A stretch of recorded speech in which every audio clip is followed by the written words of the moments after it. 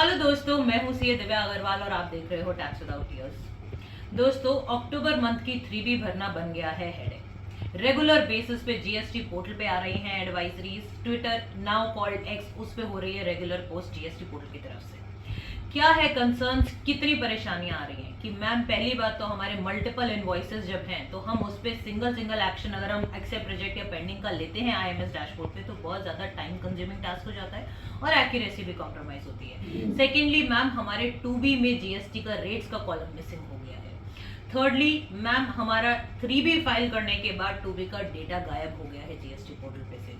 Fourth ma'am अब हमने 3B file कर दिए, डेटा गायब हो गया, आ गया है जीएसटी पोर्टल से ऑटोमेटिक नोटिस DRC 01C में। क्या करें? फिर इसके बाद मैम हमने 2B तो कंप्यूट करी थी बट फिगर्स गलत फ्लो हो रहे हैं 3B में। आप देख ही सकते हो स्क्रीन पे मल्टीपल इश्यूज के लिए मल्टीपल एडवाइजरीज और पोस्ट इशू हो चुकी हैं, पर अभी तक एक फिक्स समाधान हमें नहीं मिला है कैसे हमें अक्टूबर मंथ की 3B भरनी है। अक्टूबर मंथ की 3B ऑल द वे हमारी बहुत ज्यादा इंपॉर्टेंट हो जाती है। रीजन बीइंग फाइनेंशियल ईयर 23-24 में जो भी आपके आईटीसी अगर आप लेना रह गया है या भूल गए हो कोई भी इनवॉइस का आईटीसी क्लेम करना, तो आप मैक्सिमम 30 नवंबर तक आप क्लेम कर सकते हो एज पर section 16 subsection 4 of the CGST act. तो आपके लिए ये और ज्यादा इंपॉर्टेंट हो जाती है कि आप रिकंसाइल करके जो भी आपका मिसिंग आईटीसी है जो आप भूल गए हो लेना वो आप ले सकते हो। लेकिन अगर आपका मिसमैच होता है 2B से तो आपके लिए प्रॉब्लम होती है, कल को आपके लिए नोटिस आ सकते हैं। तो मैम अब हमें अल्टीमेट अपना एक सोल्यूशन बता दो कि कैसे करना है और कैसे नहीं करना। तो पहली चीज आपको क्या करना है कि फर्स्ट ऑफ ऑल आपको अपनी जीएसटीआर 2A में जाना है। मैम 2A में कैसे क्या करना है हमें? जी आप 2A में अपने वेंडर्स की अपने सप्लायर्स की जीएसटीआर 1 फाइलिंग डेट देख सकते हो।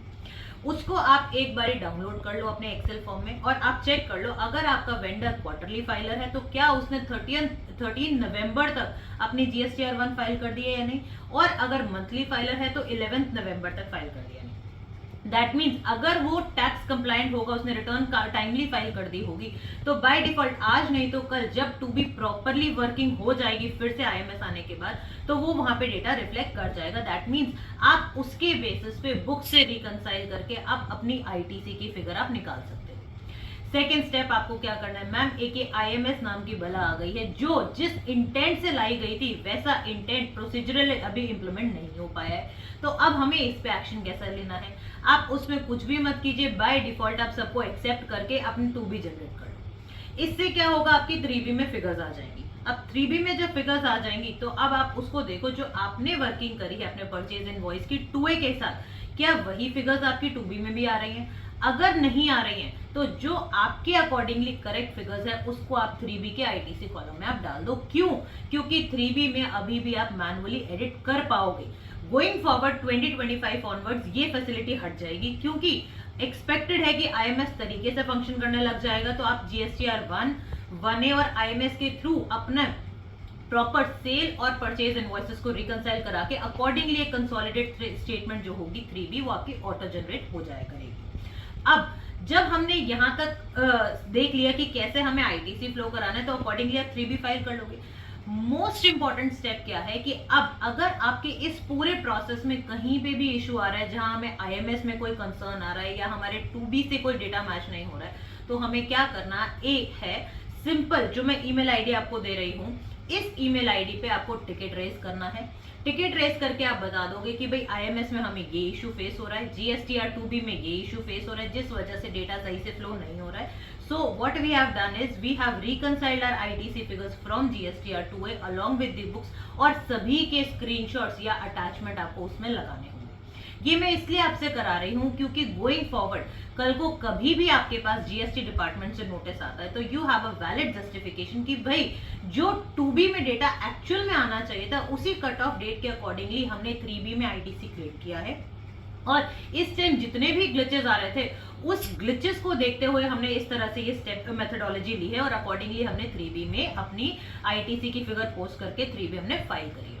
एंड वन मोर स्टेप, जो भी आपका 2A है या 2B है या जितने भी एडवाइजरीज है ना, आई वुड प्रेफर कि आप सभी की एक स्क्रीनशॉट्स या पीडीएफ अपने पास रखें because this will help you in future when ever you will get any kind of notice आप वहां पे एज अटैचमेंट एज प्रूफ आप इसको लगा पाएंगे।